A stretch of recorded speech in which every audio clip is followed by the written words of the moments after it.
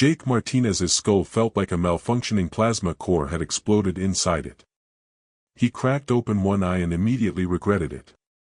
Above him, the ceiling flickered with the dazzling light of deep space, swirling nebulae pulsing softly in violet and indigo, like some kind of cosmic dance party he'd somehow been invited to without an RSVP. "Okay, Jake," he muttered to himself, rubbing his temples. What the hell happened? His head throbbed as he slowly sat up, the bed beneath him impossibly soft, way too soft for someone who couldn't even afford a decent mattress.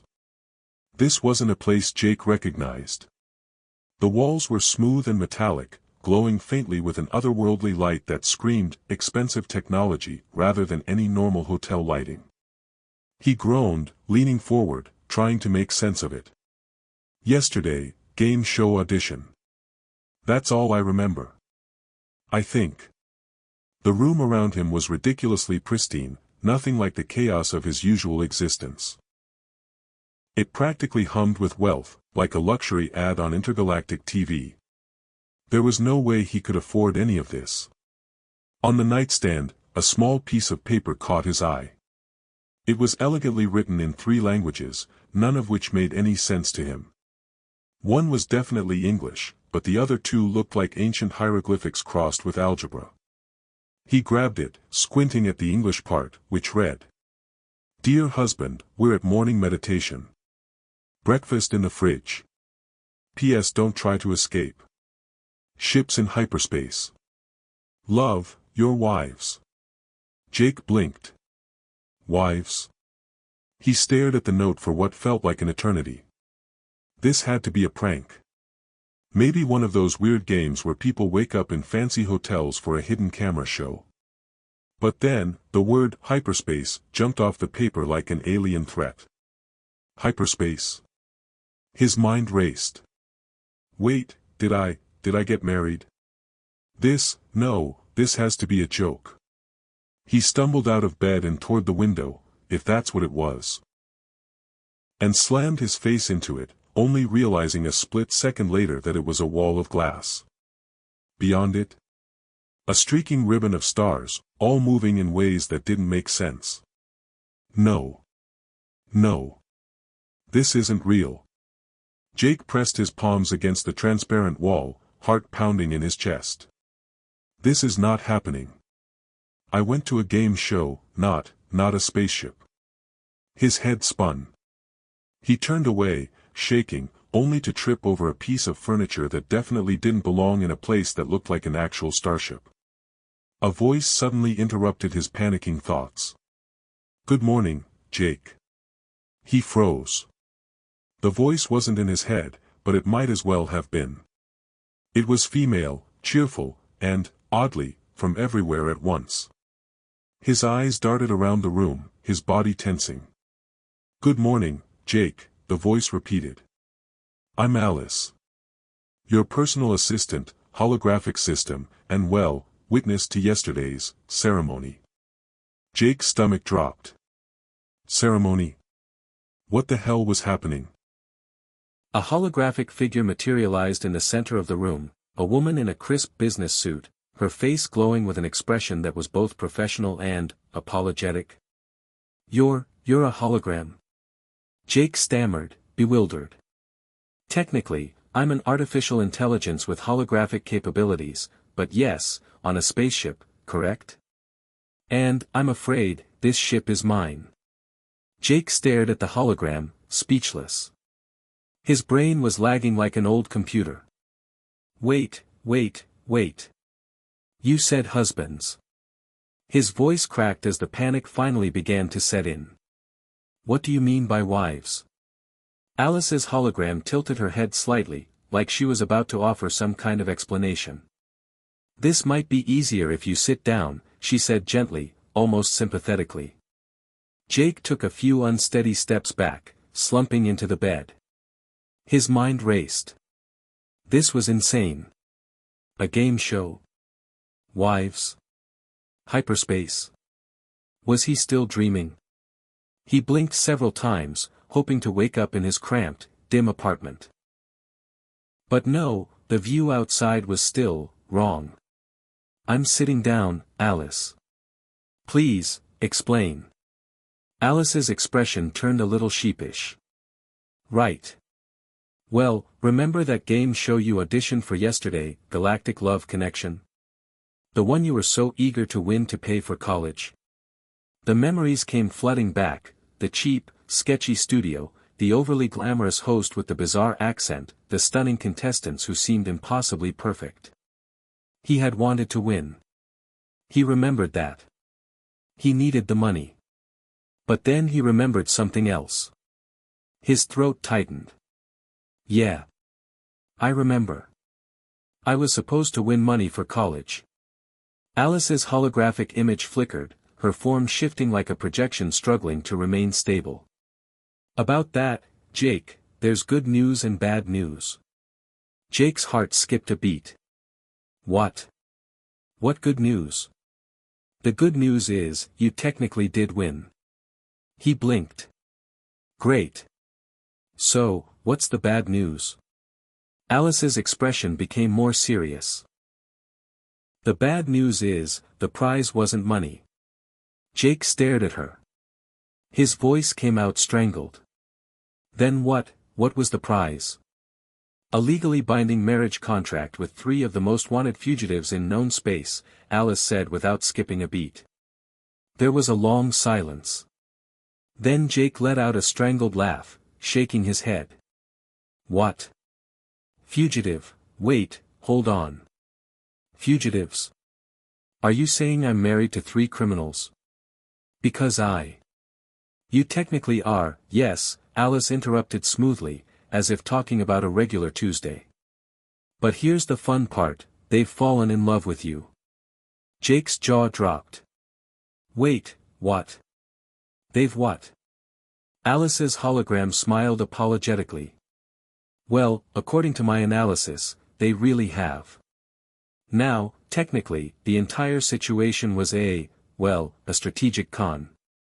They wanted Earth citizenship, which can only be obtained by a legally binding marriage to a citizen. But, as I mentioned, they've developed feelings for you. Jake was too stunned to even respond. His head was spinning, every bit of it feeling like an elaborate prank he wasn't smart enough to catch on to. Okay, Jake finally said, shaking his head, I need answers. Like, real answers. Why me? Why did I get chosen for this insane space drama? You know what? I'm going to wake up in a second, aren't I? This is just some weird, elaborate nightmare. But Alice's expression didn't change. Sorry to disappoint you, Jake, she said gently. This is all very real. You're married to 3 alien women. The ship we're on is in hyperspace, and, you're now legally bound to the most wanted fugitives in the galaxy. Jake stared at the hologram. It wasn't a nightmare.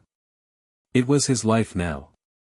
Jake's mind was still reeling from the conversation with Alice. He sat in stunned silence, staring at the empty space where her holographic projection had once hovered. 3 wives. 3 fugitives. It didn't make any sense. Not one bit. This wasn't the life he had imagined for himself, not even remotely. He had been a college student, focused on studying, barely scraping by with part-time work. Now he was, what?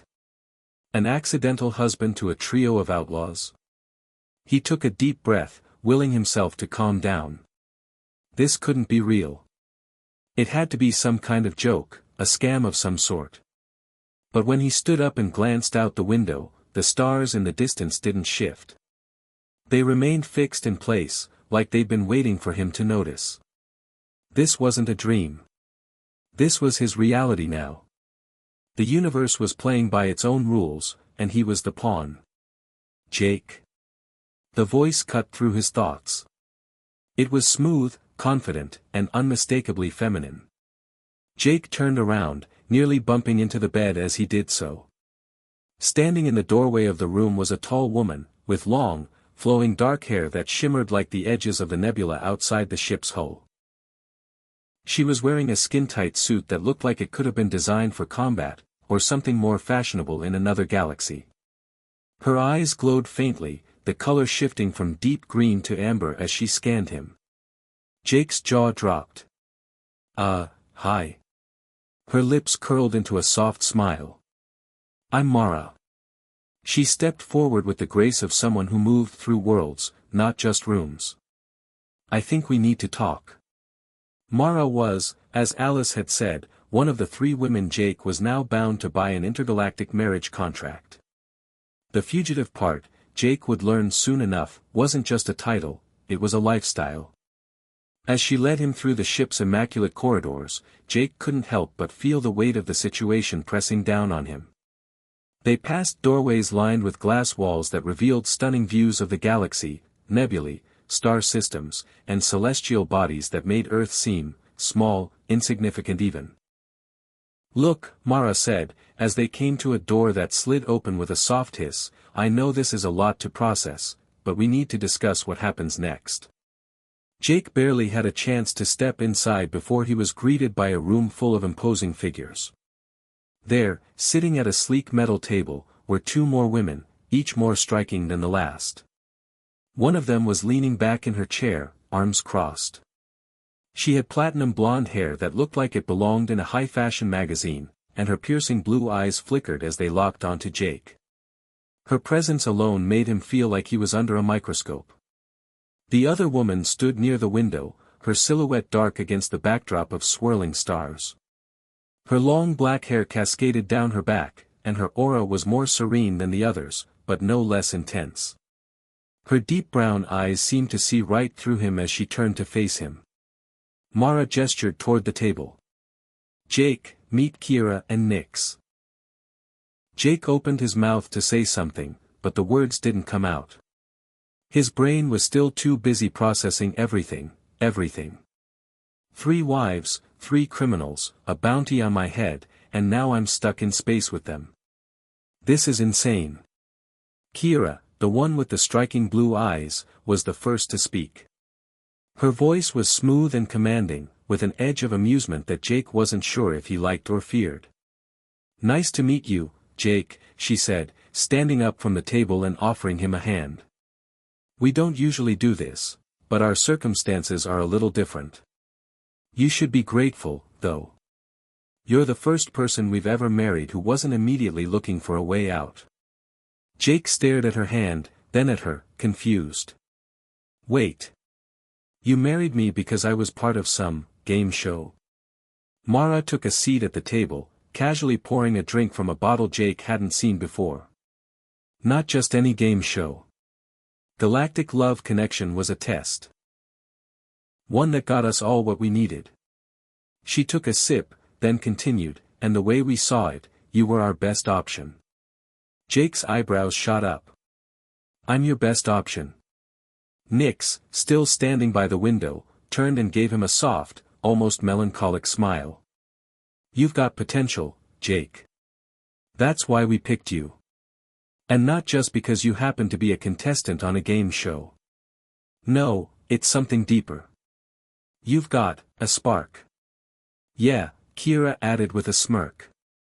I think we can teach you what it really means to be part of something much larger than yourself. Jake rubbed his temples, trying to wrap his head around everything. This is insane. You're telling me you married me, and now I'm part of some intergalactic contract, but I'm supposed to stay married to you? His voice rose with disbelief. Mara's expression softened. We don't expect you to understand all of this right now. Hell, we didn't either when we were thrust into the same situation. But the reality is, Jake, you're stuck with us. And we're stuck with you. There's no running from it. Kira leaned forward, her tone becoming serious. But, Jake, you're not just stuck with us for the legalities. You're stuck because you're important. You can help us. Help? Jake repeated. Nyx walked toward him, her steps deliberate, her eyes steady. There's more going on here than just a marriage contract. There are forces at play, bigger than all of us, that we need help understanding. And you're more than just a pawn in this game. You're the key. Jake shook his head.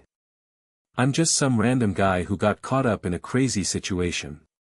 I didn't sign up for any of this. We know, Mara said quietly, her gaze softening. But sometimes, Jake, life doesn't give us choices. It gives us paths. And the only thing we can do is walk them. The rest of the conversation passed in a haze for Jake. The women explained more about their past, about the contracts that had bound them into this life, and the bounty on their heads. But more importantly, they hinted at the reason they had married him in the first place. You're a wild card, Mara explained. The game show. That wasn't by chance. You were chosen because you're different.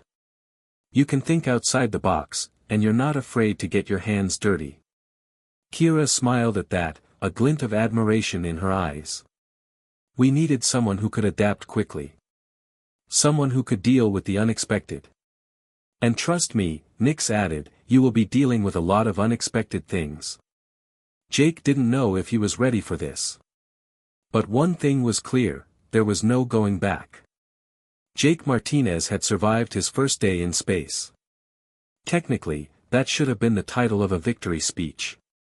Or maybe a nervous breakdown. Instead, Jake was curled up on a reclining couch in what passed for the common room aboard a fugitive spaceship, half-eaten protein bar in one hand, and an alien blanket draped around his shoulders like a cape of denial.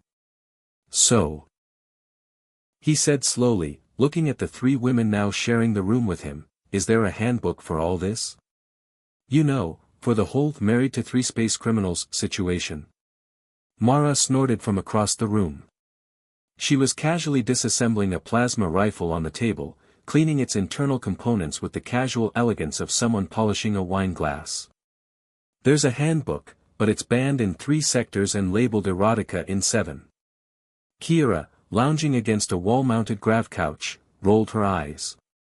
Relax, Jake. You're not in danger. Right, Jake replied. Except for the bounty on your heads. And the interstellar authorities. And whatever weird sci-fi tracking device might be following us across the stars. Totally relaxing.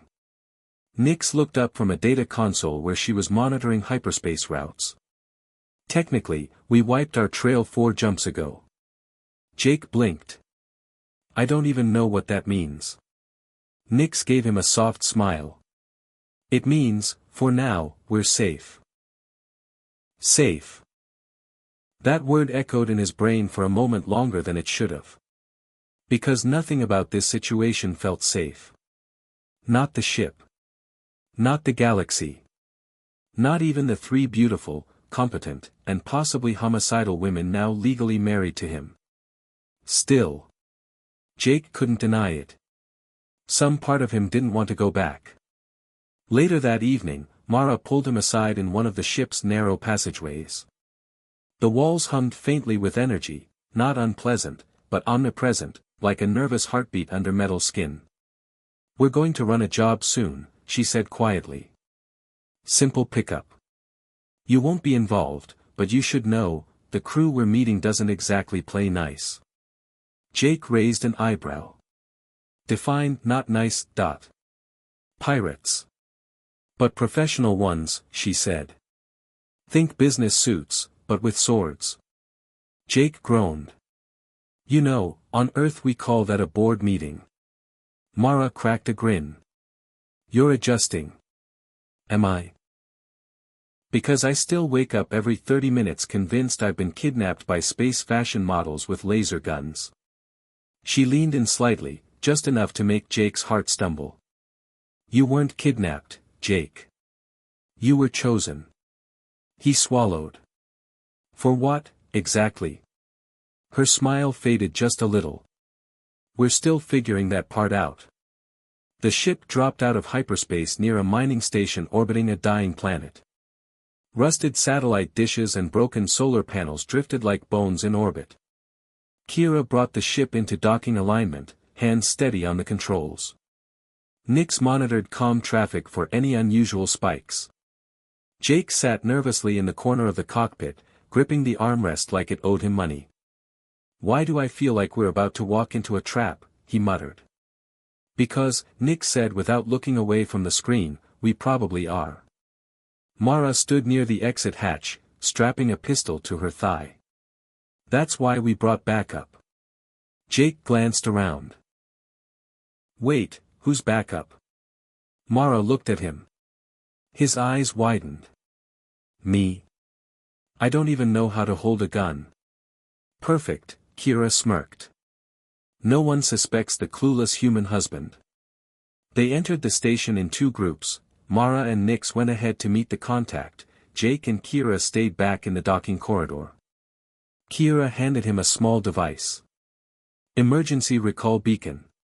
You hit that, the ship comes running. But only once. Jake stared at it like it might explode. Is there a button for panic and hide? No, she said, amused. But you're creative. You'll improvise. He muttered something under his breath about being vastly underqualified for space adventures. Then the first shot rang out. It wasn't directed at them. Not yet.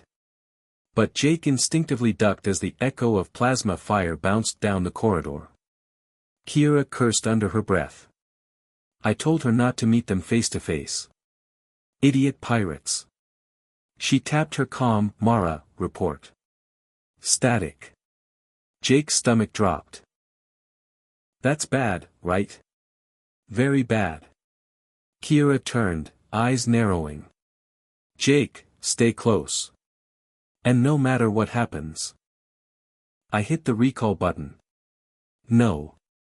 You run. They sprinted down the hallway, boots slamming against metal. Smoke drifted from a blown panel. The station flickered under emergency lighting, red, twitching, and full of shadows. They found Nix first, crouched behind cover, gun drawn, a trickle of blood at her temple. I'm fine, she said before they could ask. Mara's trapped in the lower corridor. Doors sealed. They're trying to cut through. Kira didn't hesitate. We're getting her out. Jake stayed behind, heart pounding. He wasn't a fighter. He didn't have weapons training. What the hell could he possibly do? Then he looked down at the emergency beacon in his hand. Only one use. He exhaled. Then he made a choice. Jake broke off from the group and sprinted down a side corridor. He found a terminal, old, rusted, barely operational. He hacked into it. Badly. But he remembered something Mara told him. This wasn't about perfection. It was about improvising. He rerouted power from a backup core and overloaded the door's control circuit. Sparks flew. The door to the lower corridor slammed open. Mara turned, caught mid-gunfight, eyes wide. Jake. What the hell are you doing here? Saving you, he shouted. Wrong answer, she fired a shot behind her. Get down. Jake hit the floor. 3 seconds later, the station's power grid surged, and so did the ship's AI. Alice's voice echoed from the walls. Emergency beacon activated. Protective measures initiated. Then the wall exploded. Their ship's grappler shot through the breach, locking onto Mara and Jake. Alice's voice returned. Extraction commencing in 3, 2, 1. And just like that, they were pulled back into the safety of their ship. Later, Jake sat in the med bay, shirt torn, singed hair, and a deep frown. Mara patched a scratch on his arm. You were supposed to stay put. Yeah, Jake said, but you're bad at following your own advice too. She smiled at that. You're reckless, she said. But you're brave. I'm terrified. Still counts, she whispered. And before he could say anything else, she kissed him. Quick. Warm. Real. The ship's engines hummed like a heartbeat beneath Jake's feet.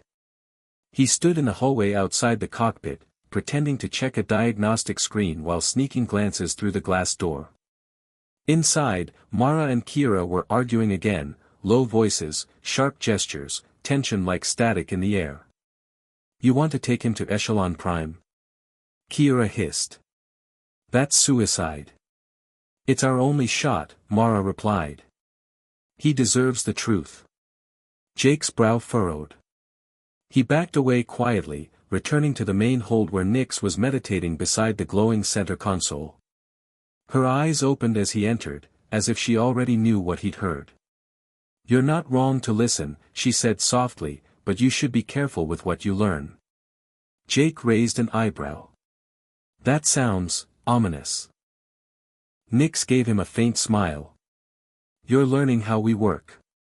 That's good. But we're still learning how you work. He sat down on the edge of a storage crate. So, are you going to tell me what Echelon Prime is? Nyx hesitated. It's where our trouble began. Where the marriage contract started. Jake blinked. You mean the game show? She shook her head. The show was just a front. Echelon Prime is where the real contract was signed. Where our lives stopped being our own. By the time Mara entered the hold, the course had already been set. We're going to Echelon, she said. You deserve to see it. To understand. Jake stood. Understand what? Mara glanced at Kira, who gave a reluctant nod. You weren't just chosen for a game show, Mara said. You were bred for it. Jake's blood ran cold. What? Your personality profile, your genetic markers, they were all flagged by the system years before you ever signed up. The entire show was tailored to find someone just like you.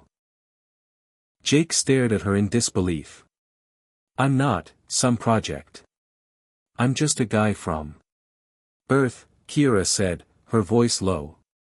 Exactly. Earth is the only planet where the contract is legally binding. That's why you mattered. Jake took a step back.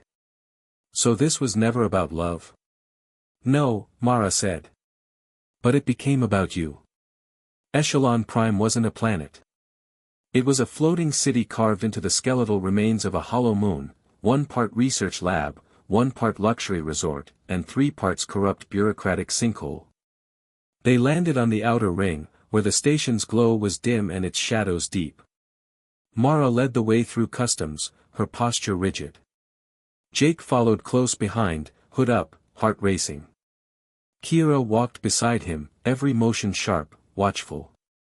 You've got enemies here, Jake whispered. Not enemies, she said. Witnesses. The meeting point was a bar carved into the side of a crumbling observation deck. The view of the gas giant outside spun slowly, bleeding orange and red against black space. Inside, an old man waited at a private booth. Thin, pale, draped in silver robes. His eyes glowed softly, the telltale sign of someone with memory implants. You brought the human, the man said, voice smooth as silk. You must be desperate. This is Jake Martinez, Mara said coldly. He has a right to know who he is. Jake swallowed. I think I already know who I was. I'm more interested in who you think I'm supposed to be. The old man smiled. You're a variable. A broken constant. The algorithm didn't expect you to survive the bonding. Jake's stomach turned. The what now? The contract, he said. It wasn't just legal. It was biological. A compatibility matrix. Your mind was supposed to fracture under the strain. Jake blinked, stunned. And if it had? Then they would have found someone else. Nyx gave him a faint smile. You're learning how we work. That's good. But we're still learning how you work. He sat down on the edge of a storage crate. So, are you going to tell me what Echelon Prime is? Nyx hesitated. It's where our trouble began. Where the marriage contract started. Jake blinked. You mean the game show? She shook her head. The show was just a front. Echelon Prime is where the real contract was signed. Where our lives stopped being our own. By the time Mara entered the hold, the course had already been set. "We're going to Echelon," she said. "You deserve to see it. To understand." Jake stood. "Understand what?" Mara glanced at Kira, who gave a reluctant nod. "You weren't just chosen for a game show," Mara said. "You were bred for it." Jake's blood ran cold. "What?" "Your personality profile, your genetic markers, they were all flagged by the system years before you ever signed up. The entire show was tailored to find someone just like you." Jake stared at her in disbelief. "I'm not some project.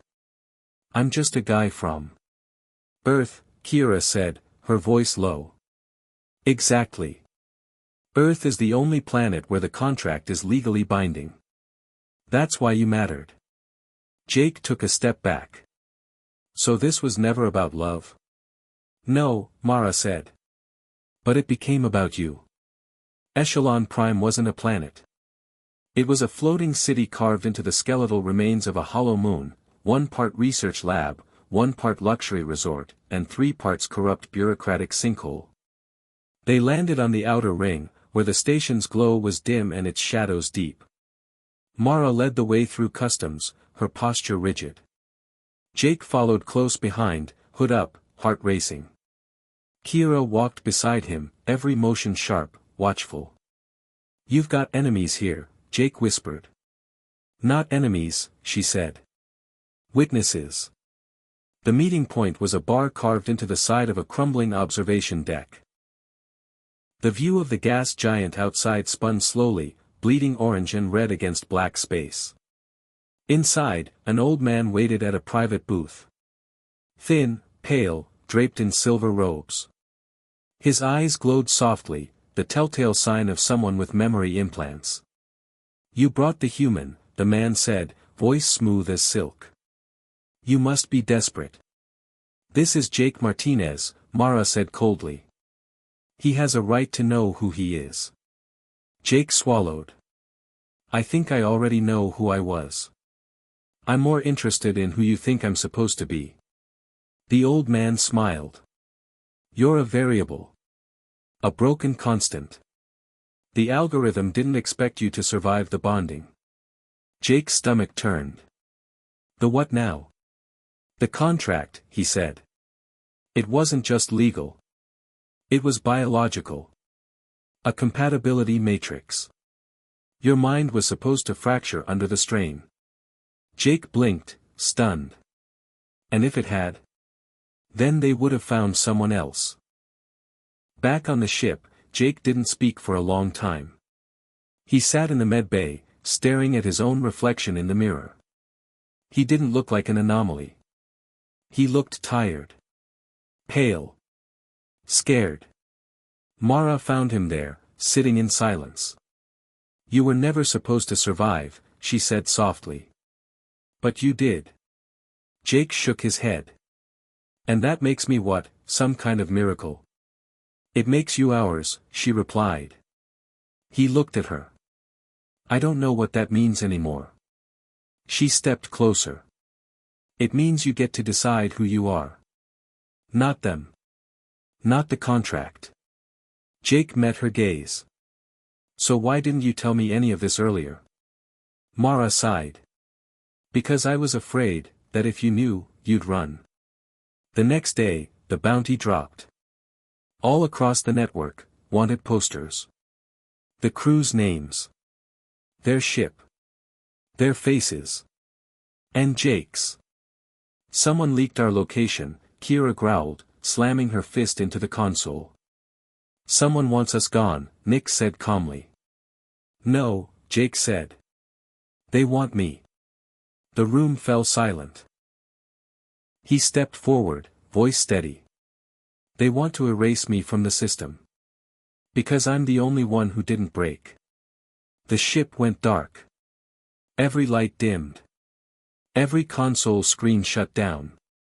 Every traceable signal bled into nothing. They became a shadow drifting through space, undetectable, untraceable. Jake stood in a common room, surrounded by silence. This is called going into deep ghost mode, Kira had explained before they shut down the external systems. No pings. No comms. No NAV drift. No emissions. We become invisible. To everyone? Jake had asked. To everyone, she repeated. Including allies. And now here they were, hiding from a galaxy that suddenly had Jake Martinez on its most wanted list. The wanted broadcast hadn't just included his name. It had emphasized it. Jake's face. Jake's ID number. Jake's biometric code. It was a message. One that made his stomach turn. They didn't want the fugitives anymore. They wanted him. Why? He still didn't have the answer. But he was going to find out. 3 days into deep ghost mode, the ship's internal tension began to stretch like overcooked wiring. Mara barely spoke. She spent most of her time training in the lower deck gym, running simulations and tearing through combat drills with a rage that didn't fit her usual control. Kira paced constantly, every few hours rewriting the ship's electronic signature just in case someone caught a trace. Nyx meditated longer, deeper, sometimes so still that Jake worried she'd left her body entirely. And Jake? Jake waited. Until he couldn't anymore. He found Mara late one night, standing in the armory. She didn't look surprised to see him. Can't sleep, she asked. Jake shrugged. Too many questions in my head. She handed him a small stunner pistol. You'll need this soon. He looked down at it. Then at her. Tell me something, he said. The truth this time. Mara nodded slowly. When you married me, when you pulled me into all of this, did you ever think about what it would do to me? Her eyes met his. I thought it would protect us. But yeah. I thought about it. Every day. Jake swallowed hard. Then let me go. Let me figure this out. Alone. Mara shook her head. That's a bad idea. Maybe. But it's mine. The plan was simple. Jake would leave the ship on a shielded pod, drift toward a nearby comm relay station, and attempt to track the origin of the bounty signal. He wouldn't use his name. Wouldn't use his ID. Just his instincts. Nyx was the only one who didn't try to stop him. Sometimes, she said quietly, you only find truth by stepping away from the noise. Kira handed him a burner transmitter before launch. Use this only if you're dying. Maybe not even then. Jake gave her a half smile. I'll try not to die. It's not high on my to-do list. The pod drifted silently into open space. No engines. No beacon. Just Jake. Floating into the dark. He docked at the relay hub 6 hours later, an abandoned outpost, barely online, powered by flickering solar batteries and leftover dreams. Inside, the air smelled stale. The lights buzzed faintly. Jake powered up the console with trembling fingers, and began to dig. He was no hacker. But he knew how to look for patterns. How to find broken things. And something in the signal was broken. He isolated the code embedded in the bounty network. Found the part that tagged his name. It wasn't a bounty at all. It was a locator ping. Something buried deep, like a digital parasite using the bounty boards as camouflage. He traced the signal upstream. And that's when he saw it. The name of the server transmitting the bounty. The screen went black. Jake leaned back, heart pounding. No. It couldn't be. Echo. The thing Arya and Ryan had shut down. The thing that was supposed to be gone. How could it still be broadcasting? Unless this wasn't a bounty. It was a recall. A system command. Jake Martinez hadn't been marked for death. He'd been flagged for retrieval. He activated the burner transmitter. Back on the ship, Kira jolted awake as the emergency signal lit up on the console. "Jake," she breathed. "What did you find?" By the time they reached him, Jake had downloaded every trace of the signal. And one last message had appeared on the console before it powered itself off. Echo recognizes variable class anomaly. Subject, Martinez, J. Request, return to core. Return. Echo wanted him back. Back on the ship, the crew gathered around the table as Jake relayed what he found. "It's not just about the marriage contract," he said. "It's bigger. My profile, my brain, something about me lit up whatever's left of Echo." Nix's voice was quiet. "And now it wants you." Kira looked at Mara. "We shut it down," she said. "So how is it still reaching him?" Mara shook her head. "We didn't shut it down. We put it to sleep." Jake's voice cut through the tension. "Then maybe it's time I go wake it up." The last time they were here, the sky bled data. The ruins of Scifi floated in deep orbit around a collapsed star, shrouded in a magnetic fog that scrambled sensors and memory alike. Nothing about the place looked like it should exist, and yet, it did. Now, the crew of the Nomad Fox returned to the place where it all began. Except this time, they knew what waited for them. Or thought they did. Jake stood at the observation deck as the ship dropped out of hyperspace. The view punched him in the chest, vast and black and thrumming with energy. The collapsed star pulsed once every 45 seconds, a reminder that even dead things still had a rhythm. "We're being scanned," Nix said from the console, her voice flat. "By what?"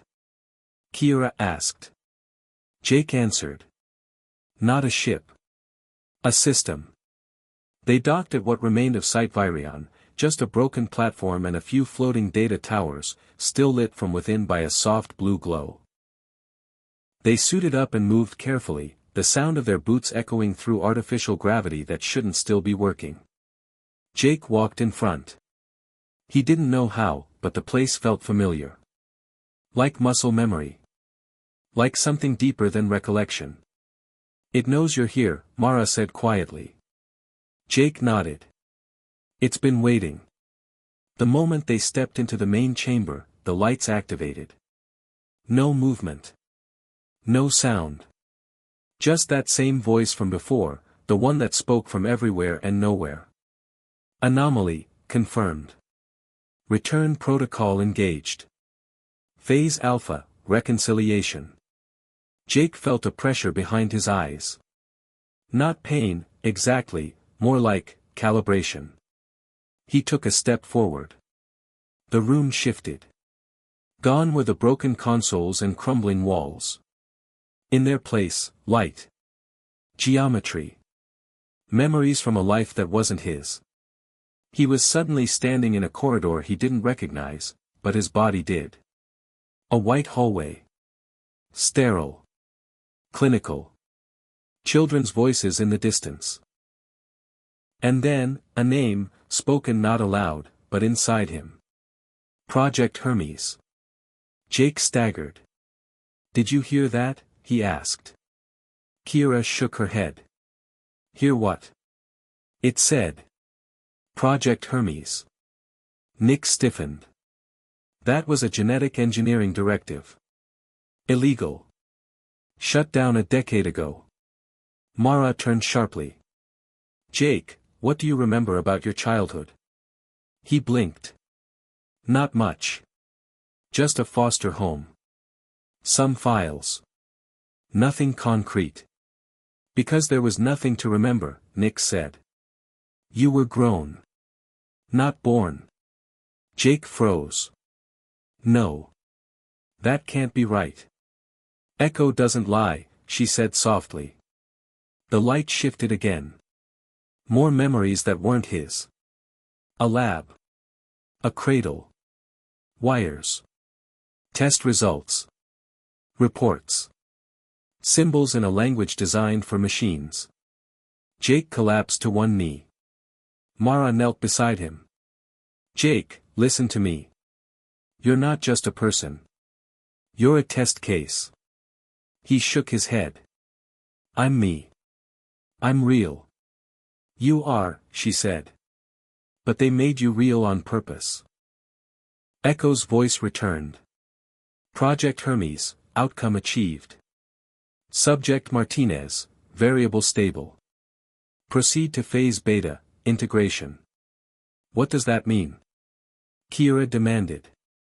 Integration into what? Echo. Humanity will collapse. Anomalies will remain.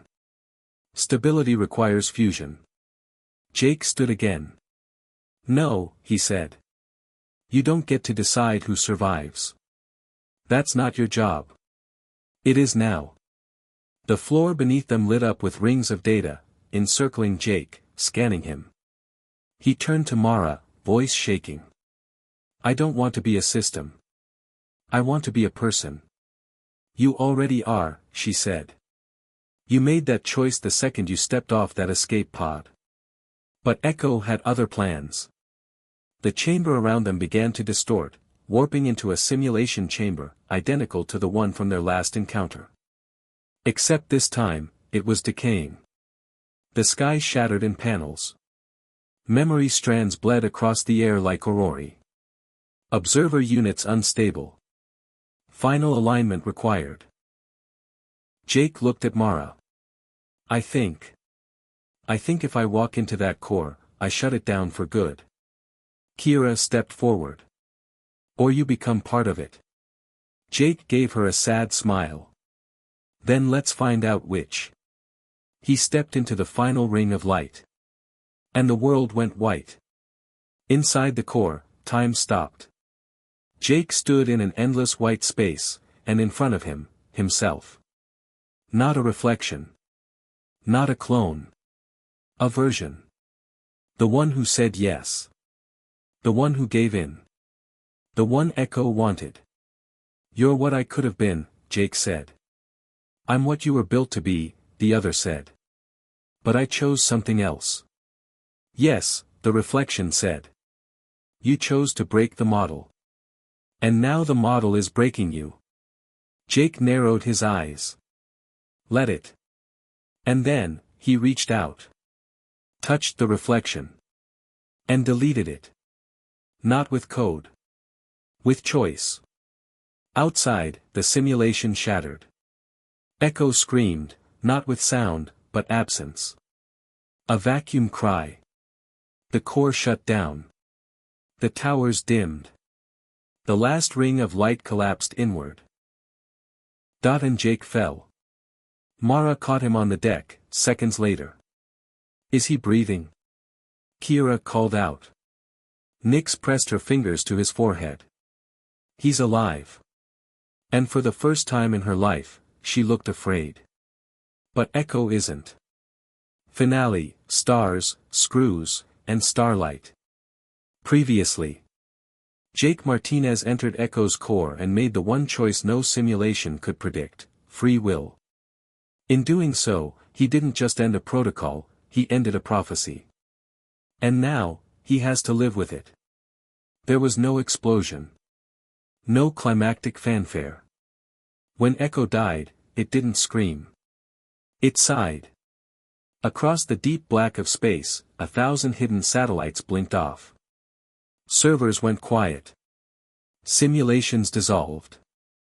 And a silence, a true silence, spread like starlight. Back aboard the Nomad Fox, Jake woke slowly. He was weightless, hovering just above the med bay cot. Mara sat nearby, asleep in a chair, her head resting on folded arms. He blinked at the ceiling. Did I win? Her voice cracked through the silence. You survived. Jake exhaled. Close enough. The days that followed felt unreal. No more running. No more hiding. The bounty boards were empty. The comm relays silent. It was as if Echo had taken every threat with it, and left behind a galaxy that had forgotten how to scream.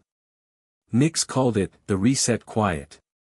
Kira called it the eye of something worse. Mara?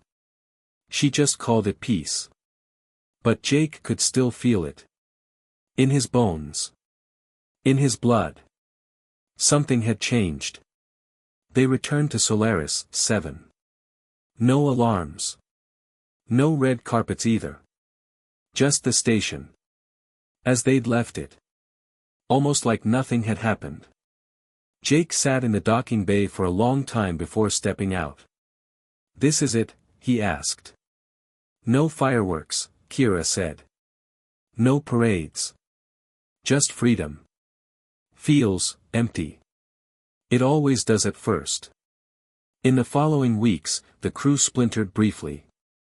Mara accepted a low-profile contract as a planetary security advisor. She said it was just a cover job. But Jake could tell, she needed to be grounded again. Kira vanished for 5 days, then returned with a reprogrammed bounty drone and a bruised lip. She never explained where she went, but Jake suspected it involved punching someone in a bar and flirting with the bartender. Nyx began rebuilding the Echo archive. Not as a system. As a story. "What was nearly lost," she said, "deserves to be remembered." And Jake? Jake disappeared. Not physically. He was still on the station. Still working. Still fixing things. But part of him drifted. Because for the first time since waking up married on a spaceship, no one was watching. And that's when the hardest question hit him. Now what? He found his answer 2 weeks later, in the smallest, quietest place possible. An old access tunnel beneath the station. He was replacing a coolant fuse when he saw it, a child's drawing taped to the back of the panel. Crayons. Stars. A rocket ship. Scrawled across the bottom, in shaky handwriting. "Someday, I'll go where the brave people go." Jake stared at it for a long time. Then he smiled. He met the others in the common room that night. "I want to build a school," he said. Kira blinked. "A what now?" "A place," Jake said. "Not for warriors. Not for rebels. For people who survived something big and don't know what to do next." Mara raised an eyebrow. "You're serious?" "Echo tried to overwrite me. And I beat it. Not with strength. With choice. I think other people deserve to learn how to make theirs too." Nyx nodded. "Not a school," she said. "A sanctuary." Jake smiled. "Yeah. That. They named it Sanctum 1. A repurposed relay station on the edge of consortium space. Part listening post. Part shelter. Part academy. They taught survival. Logic. Philosophy. Consent. Peace. People came. First in trickles. Then in waves. Not all of them had been touched by Echo. But every one of them carried something broken. And slowly, they began to fix. On the 6th rotation, Jake stood outside the landing pad, watching the sky fade into purple. Mara joined him, a mug of CAF in hand. "Still doesn't feel real," she said. "It never will," Jake replied. She looked at him. "You don't regret it?" "I do," he said. "Every day." She tilted her head. "And still, you keep going." Jake smiled softly. "That's how you know it's worth it." Later that night, he recorded a message. Not for anyone in particular. Just, in case.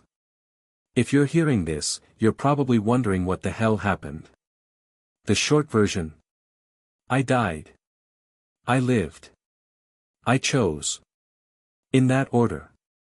There was a system, ancient, brilliant, terrifying. It wanted to make us perfect. We told it we'd rather be human. I don't know what happens next. But I know this. You can't program freedom. You have to earn it.